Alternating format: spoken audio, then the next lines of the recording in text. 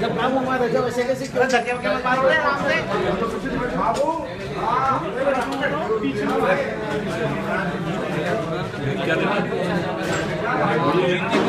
Video बना ना ठीक है क्या हो जाएगा आओ हो गई आसान कैमरा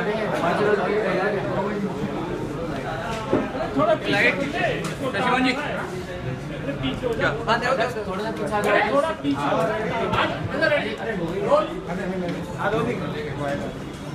11 तारीख को राज्यसभा के चुनाव होने जा रहे हैं और इस चुनाव के अंदर हम 36 विधायकों ने मिलकर और पूर्व मंत्री और हमारे नवलगढ़ के लाडले श्री कमल एम मुरारका को हम लोग संयुक्त रूप से उनको उम्मीदवार बनाया है। उनकी उम्मीदवारी के बाद जिस प्रकार से बीजेपी के प्रदेश अध्यक्ष श्री अशोक परनामी जी बोखलाट के अंदर जिस प्रकार से बयानबाजी कर रहे हैं, एक बदनाम करने का षड्यंत्र रच रहे हैं, उसको मैं उनकी निंदा करता हूं और हॉर्स ट्रेडिंग की बात जो उन्होंने की है उसको मैं नए सिरे से खारिज करता हूं, प्रथम दृष्टया खारिज करता हूं कि इस बात में कोई दम नहीं है। वो सिर्फ बोखलाट गए हैं, बोखलाट के अंदर इस तरह का बयान दे रहे हैं क्योंकि उनका घर खुद का सुरक्षित नहीं है, काम किया नहीं 2.5 साल के अंदर, विधायकों को संभाल के रखे नहीं, इसलिए जनता भी उनसे जवाब मांगती है विधायकों से, तो विधायक सरकार से जवाब मांगता है तो वो जवाब क्या दे। इसलिए मैं कहना चाहता हूँ कि हम लोग जिस प्रकार से उनकी जुबान पिछली की हॉर्स राइडिंग राजस्थान में नहीं होती, तो हम कहते हैं कि हॉर्स राइडिंग हम लोग करते आए हैं, करते रहेंगे, लेकिन हॉर्स ट्रेडिंग नहीं करेंगे। हॉर्स ट्रेडिंग हमारे खून में नहीं है, न कमल मुरारका जी के में है।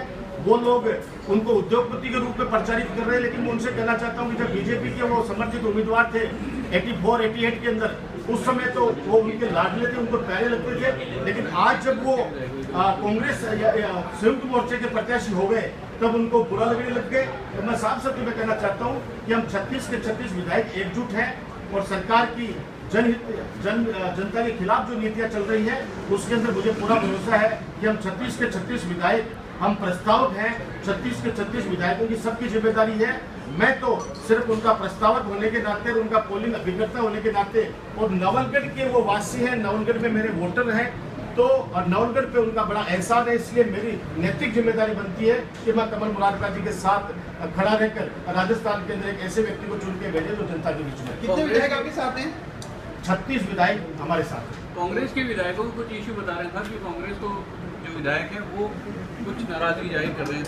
देखिए उसका उनका जवाब, वैसे तो मैंने 36 विधायकों का नाम ले दिया, तो कांग्रेस को मिला के 36 होते हैं, लेकिन प्रदेश अध्यक्ष जी पायलट साहब वो खुद आपके बीच में रूबरू जब भी होंगे, एक कल हो परसों हो, जब भी होंगे तो वो अपनी बात रखेंगे। सब लोग एकजुट है, किसी को कोई इसमें संशय नहीं होना। नाराजगी इस बात को लेकर भी कमल मुरारका जो है बीजेपी के साथ भी बहुत जुड़े हुए रहे हैं, तो ऐसा ना हो चुनाव के बाद में कांग्रेस के वोट भी ले लें और बीजेपी के साथ भी चले जाएं, तो ये भी एक एंगल है उनका। देखिए मैं इतना कह सकता हूँ कि मैंने खुद ने अभी खुलासा किया है कि भैरव सिंह शेखावत जी के वो बहुत अच्छे मित्र रहे हैं, उनके सभी पार्टियों के लोगों से बहुत अच्छे संबंध है, सभी पार्टियों के लोगों से।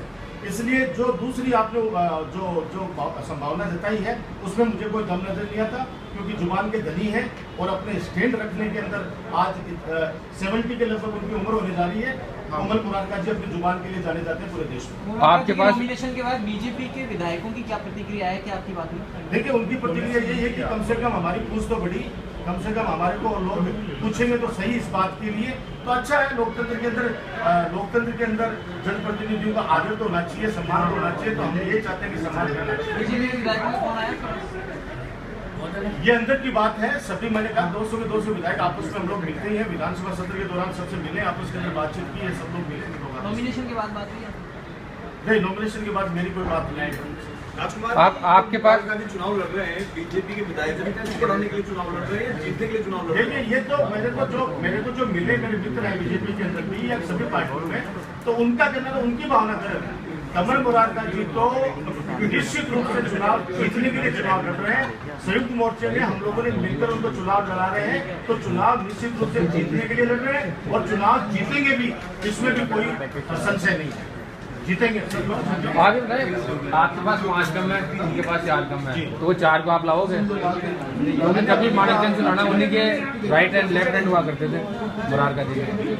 देखिए, उम्मीदों पे दुनिया टिकी है, हमें भी उम्मीद है कि वो अपने अंतरात्मा से आवाज सुनकर वोट देंगे। पार्टी से अगेंस्ट आके वोट देंगे? वो चारों निर्दलीय हैं और लोकतंत्र में अपनी इच्छा पे डिपेंड करता है। कोई किसी का बंधुआ मजदूर, कोई किसी का नहीं होता, इच्छा पे डिपेंड करता है। सबसे पहले हर विधायक की ये प्रायोरिटी होती है कि वो अपने क्षेत्र के अंदर विकास कराए और जनता का ध्यान रखे। जनता जिस चीज में खुश होती है, विधायक को उसी को वरीयता देनी चाहिए। मैं तो ये समझता हूँ। राजकुमार जी, चर्चा है कि जो कमल का नाम आने के बाद बीजेपी की जो वरिष्ठता सूची थी उसमें 3 में 4 में उत्तर किया गया, जो 3rd पे 4th पे किया गया।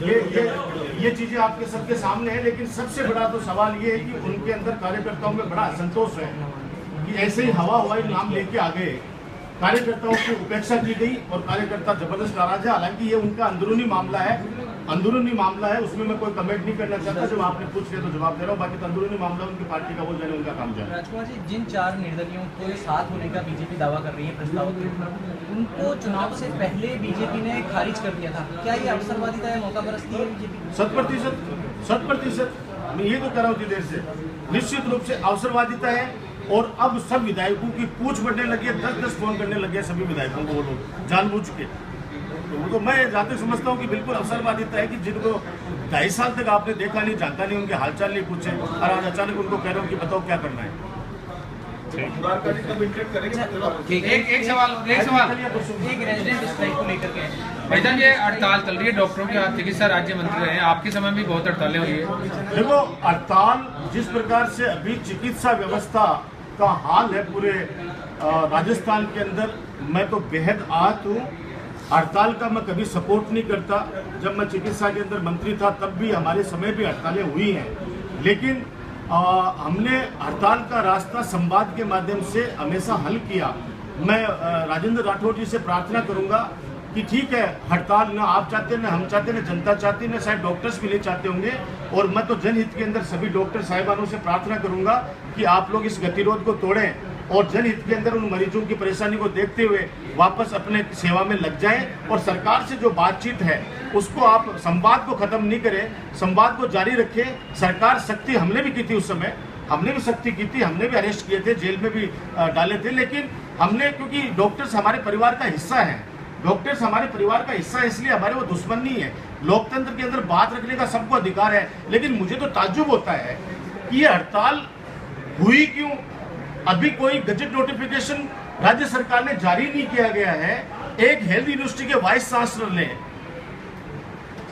राजा बाबू पवार, जो हमारे समय भी हमारी सरकार को भी कई बार परेशानी में वो डाल चुके हैं, और वो वाइस चांसलर ये भी उनको ही बना के बैठे हैं बिना कमेटी में रखे हुए, और एमसीआई के रूल्स को हम फॉलो करेंगे। ये रेजिडेंट डॉक्टर भी ये कहते हैं, सरकार भी जब ये कह रही है तो बीच में व्यवधान कहां से आ गया, मेरे समझ में नहीं आ रहा।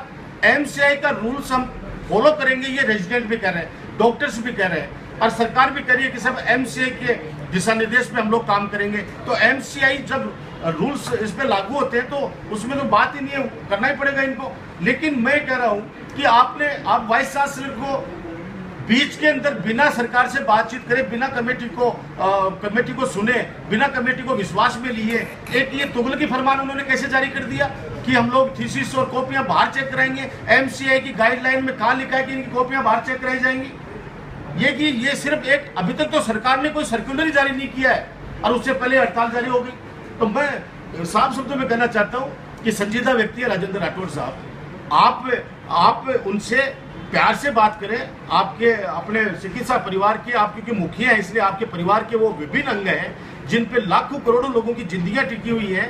तो आप ठीक है, टीवी के माध्यम से, अखबार के माध्यम से आप सत्य का खूब आप बात कीजिए, लेकिन संवाद बंद मत कीजिए। और इस संवाद को आप बंद करेंगे तो जनता का नुकसान होगा, जो जनता कभी माफ नहीं करेगी। इसलिए मेरी सरकार से, सभी डॉक्टर्स से हाथ जोड़ के विनती है, एक पूर्व चिकित्सा राज्य मंत्री होने के नाते, कि इस गतिरोध को तोड़े, सरकारी जो भी आपका कर्तव्य है उस कर्तव्य को निभाएं। और सरकार से निवेदन है कि इनकी जो मांगे हैं उनके साथ बैठ के सौहार्दपूर्ण तरीके से इस बात को समाप्त करें। हड़ताल के पक्ष में हम पहले भी नहीं थे, हड़ताल करना गलत है, हड़ताल करना गलत है। मैं बार बार कह रहा हूँ हड़ताल का रास्ता उनको छोड़ के और संवाद का रास्ता डॉक्टर्स को भी अपनाना चाहिए। ठीक है।